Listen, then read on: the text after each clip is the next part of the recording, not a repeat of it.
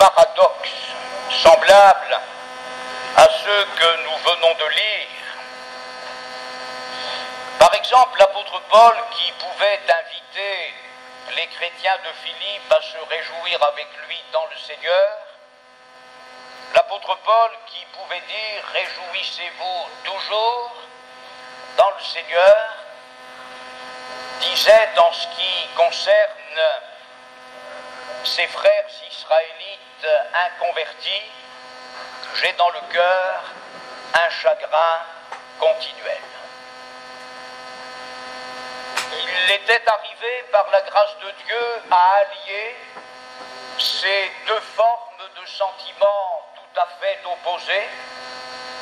Il pouvait se réjouir en permanence dans le Seigneur et avoir en même temps dans son cœur un chagrin continuel pour ses frères israélites qui n'étaient pas convertis.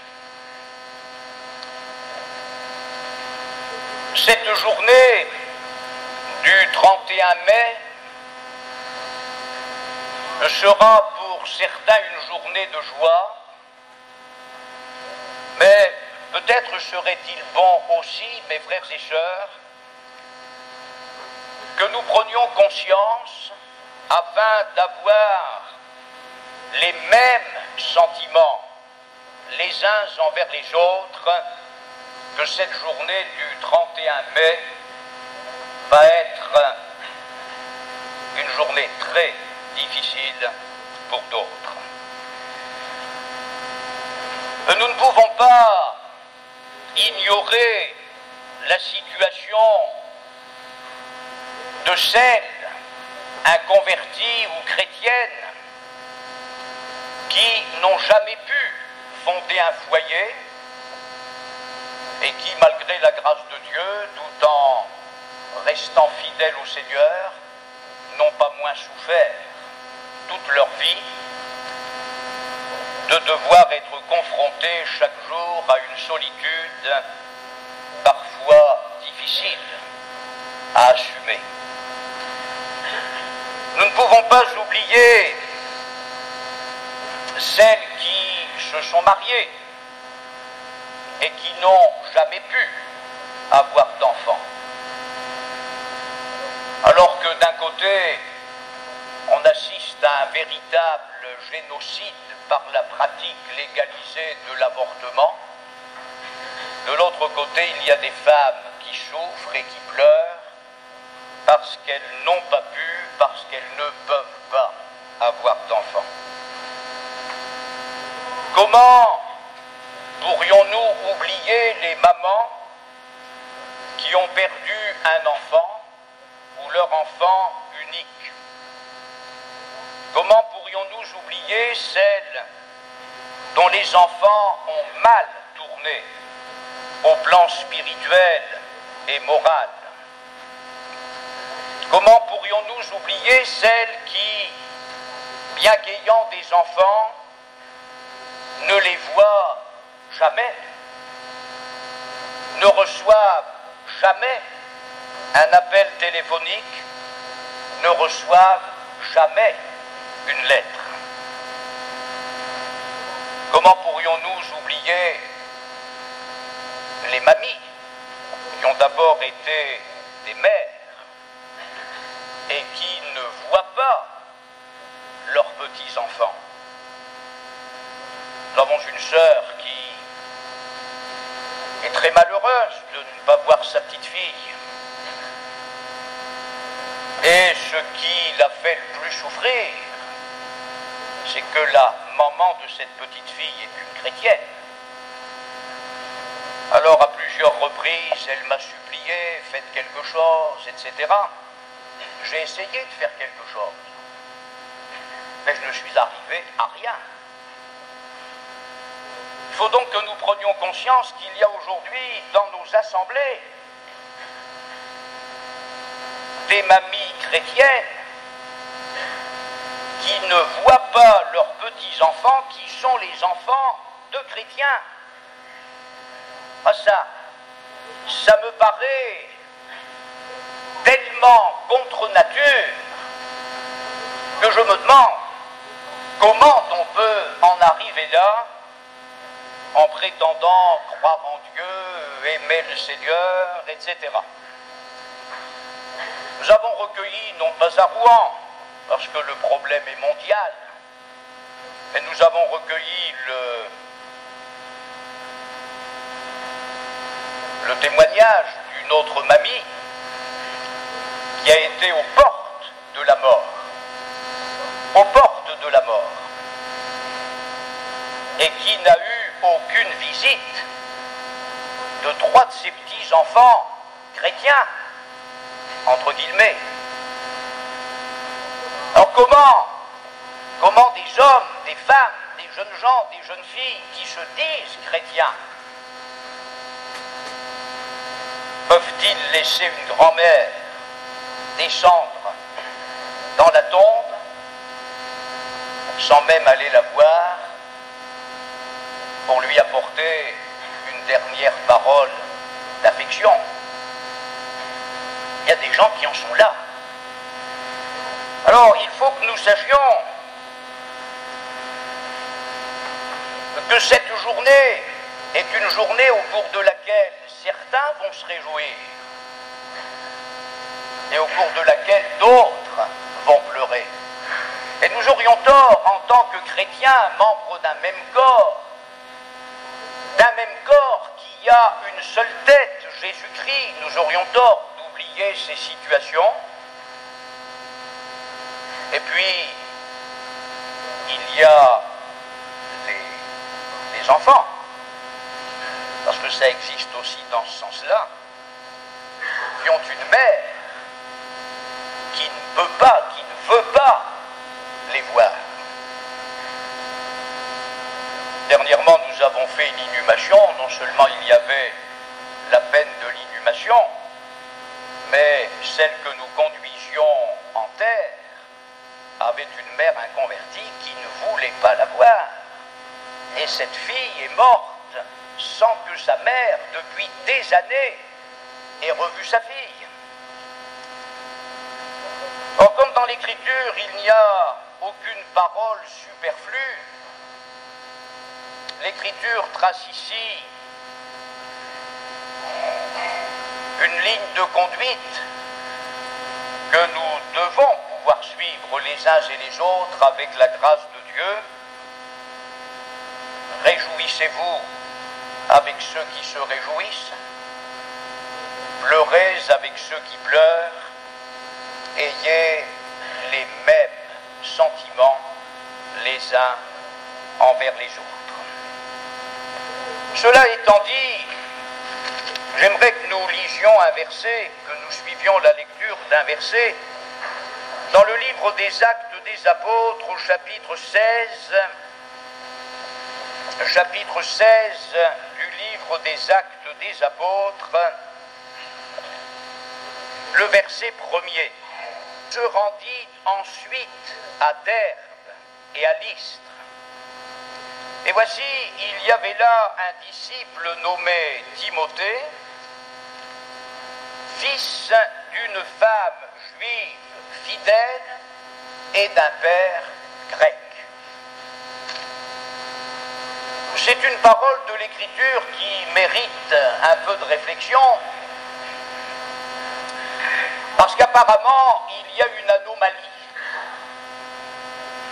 Une femme juive fidèle dont le mari était un grec, donc un non-juif.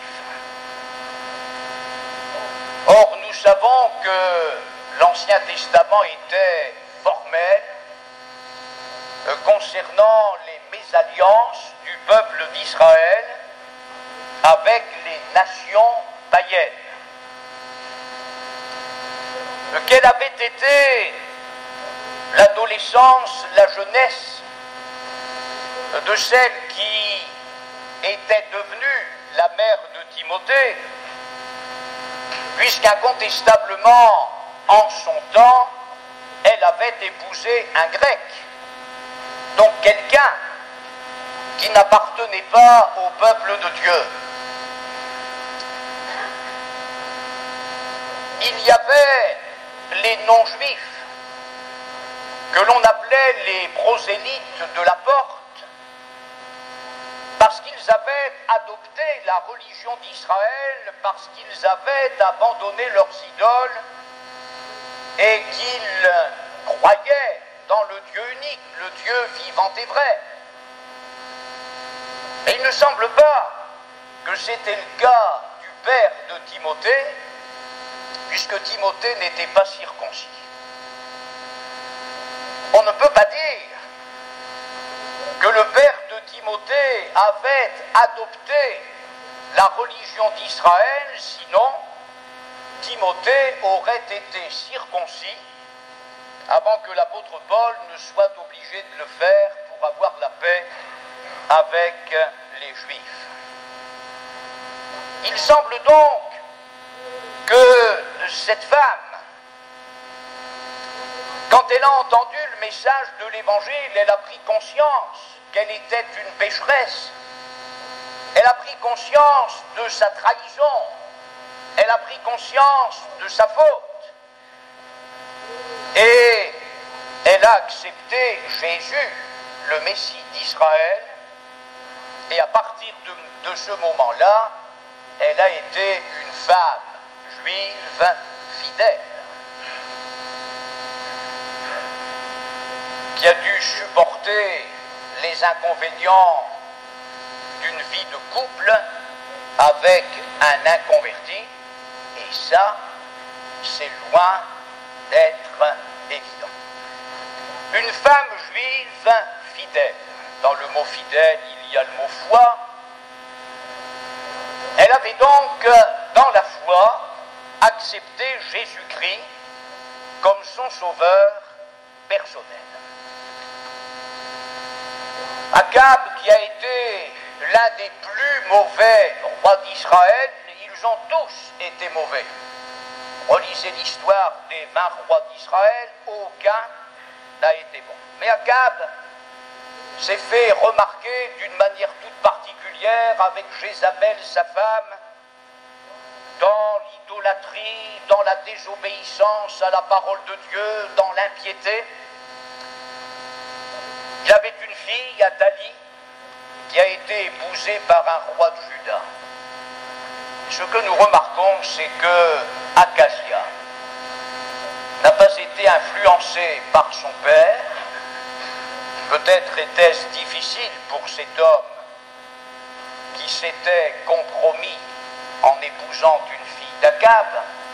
Peut-être était-ce difficile pour lui de lui parler du Dieu vivant et vrai, de la parole de Dieu, de l'obéissance à la parole de Dieu. Mais une chose est certaine, c'est que Athalie, elle a rempli son rôle. Un mauvais rôle, puisque la parole de Dieu nous dit qu'elle donnait à Akazia des conseils impies. Elle donnait à Akazia des conseils impies, que de ce fait il fit ce qui est mal aux yeux de l'Éternel, comme la maison d'Akab, et qui plus est, il y a eu, après la mort d'Akab, des conseillers qui ont contribué à la perte d'Akazia. L'influence d'une mère, elle a conduit son fils dans la mauvaise voie parce qu'elle lui donnait des conseils impies. L'apôtre Paul écrit dans son épître à Tite que les femmes âgées doivent apprendre aux jeunes femmes à aimer leurs maris et leurs enfants. En d'autres termes, elles doivent leur apprendre de bonnes choses, elles doivent leur donner de bons conseils. Loïs, dont on ignore la signification du nom, était une femme de foi.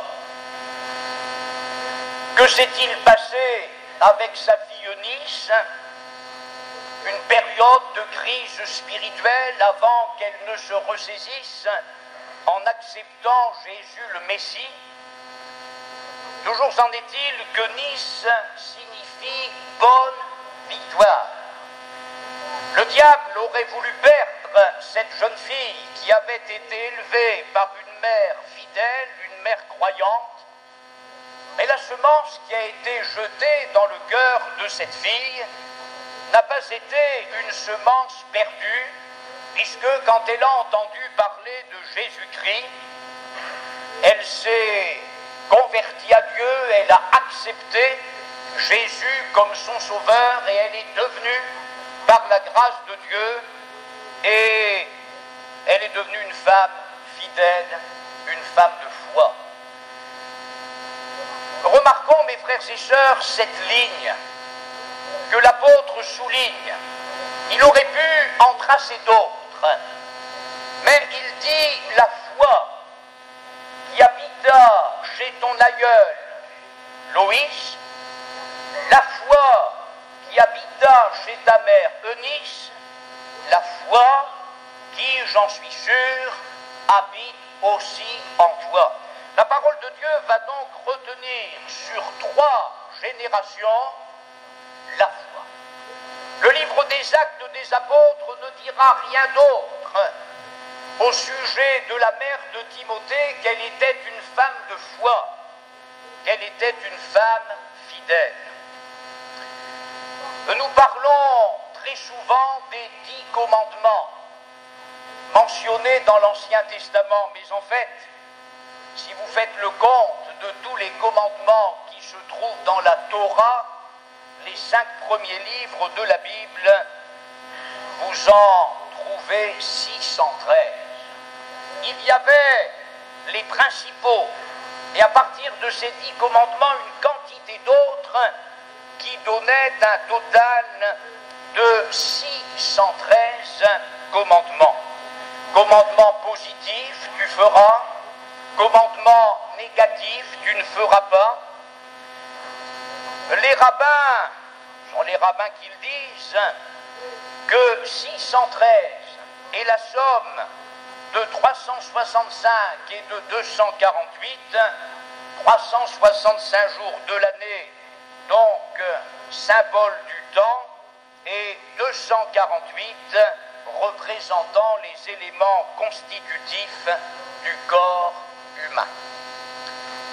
La révélation donnée par Dieu consiste donc à construire l'homme, à le construire dans l'histoire telle que Dieu l'envisage, telle que Dieu l'aime et telle que Dieu le veut. Mais ces 613 commandements, quand nous lisons le psaume 15, le psaume de David, nous découvrons qu'il les a réduits à 13 commandements. Qui montera sur ta montagne sainte? 13 commandements dans le psaume 15. Si nous lisons 4 siècles plus tard, le prophète Ésaïe, au chapitre 33, il les ramène à 6 commandements. Si nous lisons le prophète Michée, il les résume à 3 commandements. Ce qu'on attend de toi, ô homme, c'est que tu pratiques la justice, que tu aimes la miséricorde et que tu marches humblement avec ton Dieu. Et si nous lisons Habacuc, Paul aux Romains, Paul aux Galates et l'auteur de l'Épître aux Hébreux, alors nous nous trouvons devant un commandement: mon juste vivra par la foi. Loïs avait été une femme de foi. Eunice est devenue une femme de foi. Et la grand-mère et la mère ont instruit Timothée dans les saintes lettres qui l'ont rendu sage à salut et qui ont fait de lui un homme de foi. Et il me semble que c'est là ce qu'il y a de plus important, mes frères et sœurs, pour nous qui vivons dans la nouvelle alliance, la dernière, avant le retour du Seigneur Jésus, que nous puissions communiquer à nos enfants et à nos petits-enfants cette foi qui honore Dieu, Parce que l'Écriture dit que sans la foi, il est impossible de lui être agréable. Je rends grâce à Dieu d'avoir été élevé dans un contexte de foi. Et voyez-vous, je disais dernièrement, un vendredi soir, en parlant de l'évangile, de la grâce, etc., que le plus grand reproche que Dieu nous fera probablement, c'est d'avoir manqué de foi. D'avoir manqué de foi. Combien de fois le Seigneur Jésus n'a-t-il pas dit à ses disciples, et pas en termes tendres, race incrédule et perverse, jusque à quand serai-je avec vous, jusque à quand vous supporterai-je? Aujourd'hui, il y a un contexte de crainte, trop souvent, un contexte de peur, un contexte de frayeur. Il suffit que la température d'un enfant ou d'un adulte monte un peu trop, et puis les parents sont perdus, ne savent plus que faire, ils ont peur que le pire arrive. Et je me souviens d'une de mes cousines atteinte d'une forte fièvre, qui délirait depuis des heures. Et ses parents étaient là pour crier au Seigneur, pour supplier Dieu. Et un soir, nous avons entendu l'enfant crier, ça y est, j'ai jeté ma fièvre en enfer. On s'est dit, elle a perdu la tête. Eh bien non, elle n'avait plus de fièvre. Le Seigneur l'avait guérie. Et ça, c'est ce que l'Écriture retient. Paul dit à Timothée, la foi, elle habite en toi. La foi, elle a habité chez ta mère. La foi, elle a habité chez ta grand-mère. Et si nous avons quelque chose de bon à transmettre à nos enfants et à nos petits-enfants, que ce soit la foi. Non pas la crédulité qui consiste à croire n'importe quoi, non pas la croyance, mais qui consiste à croire qu'il y a quelque chose au-dessus de soi, mais qui ne produit rien de concret dans la vie, mais la foi qui va être agissante par l'amour, la foi qui va grandir Jésus en nous, au milieu de nous, la foi qui va élever le Fils de Dieu parce qu'il est celui qui suscite la foi et il est celui qui la perfectionne. Et quand Jésus est élevé dans une église, quand Jésus est élevé dans un couple, quand il est élevé dans une famille, alors lui fait le travail. Alors que lorsqu'il n'y a pas la foi, il ne peut rien faire. À Nazareth, il ne put faire aucun miracle, si ce n'est qu'il guérit quelques malades, et cela à cause de leur incrédulité. Non seulement